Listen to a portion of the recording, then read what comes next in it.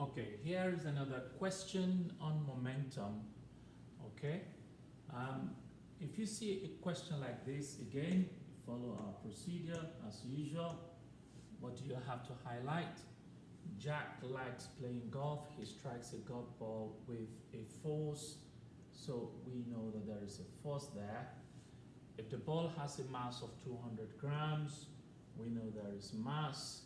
And the club is in contact with it for 0.2 seconds. We know there is time.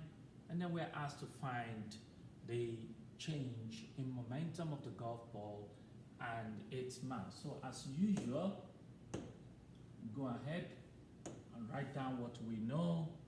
What do we know? We know that our force equals 80 newtons, and we know that the mass of the ball is 200 grams, which we convert to 0.2 kilograms, and the club is in contact with it for time of 0.2 seconds.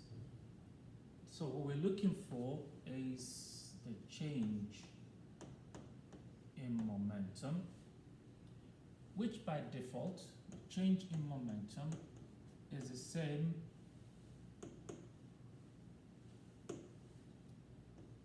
it's actually the same as force times time, which is the same as the impulse.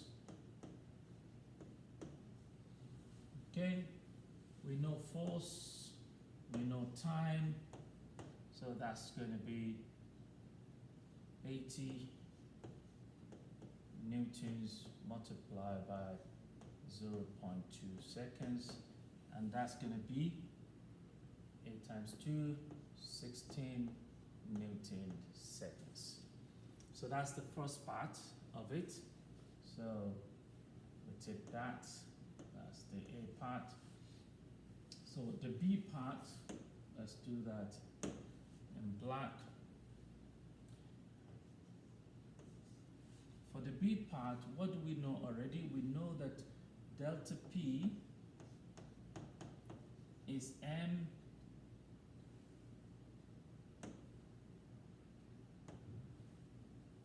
into V minus U. So we're looking for the speed, and we know that when you strike the golf ball with a force of 80 newtons, the ball has a mass that the golf ball initially will be 0. So the initial velocity of the golf ball is expected to be 0 meters per second. So if that was correct, so we then go back here and say the whole of this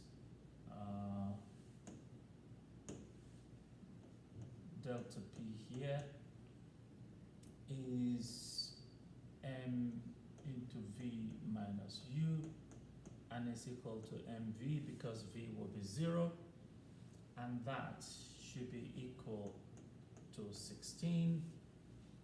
Since we know the mass of the ball to be 0.2 kg, we can then say 0.2 times V equals 16, and therefore our V equals 16 over 0.2, which in essence is 160 over 2, which becomes 80 meters per second, and that will be the speed at which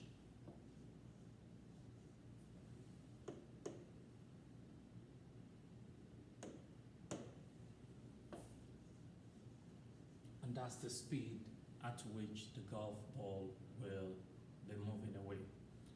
And that's how you do a question like this.